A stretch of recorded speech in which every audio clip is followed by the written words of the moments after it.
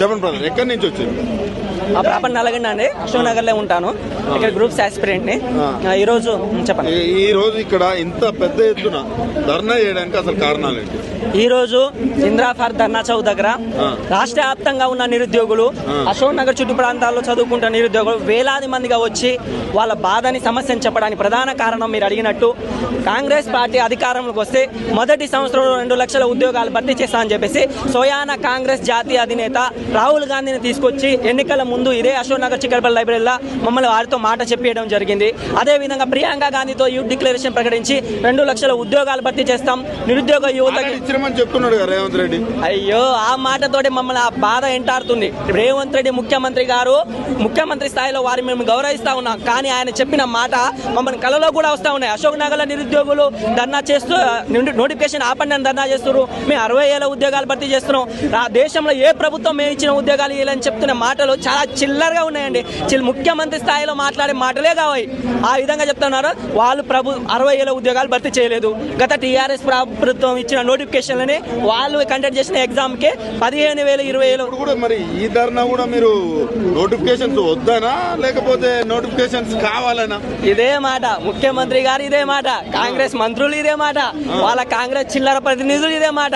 ఈ వేలాది మంది నిరుద్యోగులు జిల్లాల నుంచి వచ్చి అశోక్ నగర్ నుంచి ఉదయం నుంచి సాయంత్రం దాకా వచ్చి మాకు హామీ ఇచ్చిన 2 లక్షల ఉద్యోగాలు ఏది, మీ నోటిఫికేషన్ ఏది, మీ గతంలో ఇచ్చిన జాబ్ క్యాలెండర్ పక్కన పడేసి ఒకసారి ఇచ్చిన అసెంబ్లీలో ఉప ముఖ్యమంత్రి గారు సాక్షాత్ బట్టి విక్రమార్క అసెంబ్లీలో రివైజ్ నోటిఫికేషన్ పట్టించి మేము ఎస్సీ వర్గీకరణ అడ్డం వస్తుంది, మాకు ఇంకా మేము రివైజ్ నోటిఫికేషన్ ఇస్తాం, ఇంకా పెంచిస్తాం అని చెప్పేసి ఆ జాబ్ క్యాలెండర్ పక్కన పడేసి జాబ్ క్యాలెండర్ ఇవ్వకుండా నోటిఫికేషన్ ఇవ్వకుండా అశోక్ నగర్ నిరుద్యోగులు ధర్నాలు నోటిఫికేషన్ ఆపండి చేస్తాను. ఈ రోజు మేము నోటిఫికేషన్ ఇవ్వండి అని ధర్నా చేస్తా ఉన్నాం. ఈ రోజు మీరు 2 లక్షల ఉద్యోగాలు భర్తీ ఎక్కడ అని ధర్నా చేస్తా ఉన్నాం.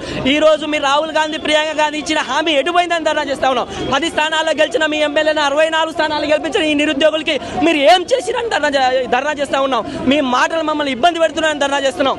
ఈ రోజు మేము ధర్నా చేసేది మార్పు కావాలని ప్రధానంగా నిరుద్యోగులే అనుకున్నారు. మార్పు ఎట్లుంది? 18 నెలలలో మార్పు ఎట్లా అనిపిస్తుంది? మీరు వేసిన ఈ మార్పు గత ప్రభుత్వం అయినా అన్ని సంక్షేమాలు ముందుకు సజావుగా తీసుకెళ్తా ఉంటూ నిరుద్యోగులు కొంచెం లేట్ అయినా కానీ వాళ్ళు సానుకూలంగా స్పందించారు. ఎందుకంటే వాళ్ళ మాటలు మమ్మల్ని కుంగదీయలేదు.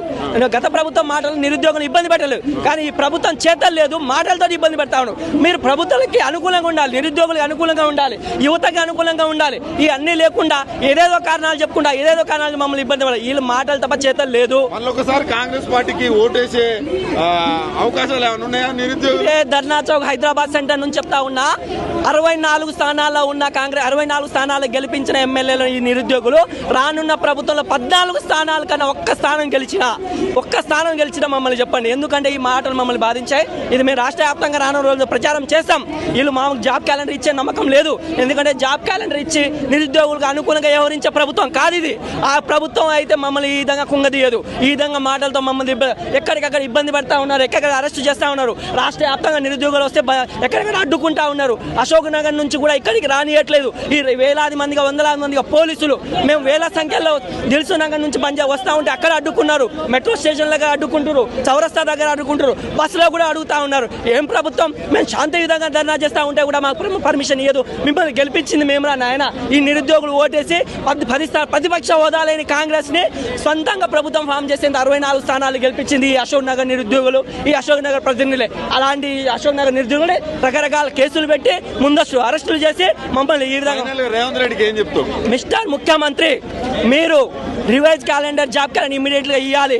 ఎన్నికల్లో మేనిఫెస్టోలో ఇచ్చిన 2 లక్షల ఉద్యోగాలు భర్తీ చేయకపోతే కొడంగల్లో 2018లో నువ్వు ఓడిపోయినది ఒకసారి గుర్తు చేస్తా ఉన్నావు. నిన్నే కాదు నీ రాష్ట్ర వ్యాప్తంగా నేను కాంగ్రెస్ పార్టీ 64 ఎమ్మెల్యేలని నెక్స్ట్ ఎన్నికల్లో చిత్తుగా ఓడిస్తా ఉన్నాం. ఇదే అశోక్ నగర్ సవాల్ చేస్తా ఉన్నా, ఛాలెంజ్ చేస్తా ఉన్నా. మేము మీకు అనుకూలంగా ఉంటాం. మీరు జాబ్ క్యాలెండర్ ఇవ్వండి, 2 లక్షల ఉద్యోగాలు భర్తీ చేయండి. లేని పక్షంలో ఆల్రెడీ 2 సంవత్సరాలు కాబోతా ఉన్నాయి. ఇంకో 2 సంవత్సరాల తర్వాత మిమ్మల్ని అందరినీ ఇంట్లో కూర్చోబెడతాం. నిరుద్యోగుల అనుకూల ప్రభుత్వాన్ని మేము సాధిస్తాం. మీరు ఉద్యోగాల భర్తీ కోసం జాబ్ క్యాలెండర్ ఇస్తారా, నోటిఫికేషన్ ఇస్తారా లేదో తేల్చుకోండి. లేని పక్షంలో మేము తాడో పేడో తెలుస్తామని చెప్పేసి హెచ్చరికలు జారీ చేస్తా ఉన్నాం.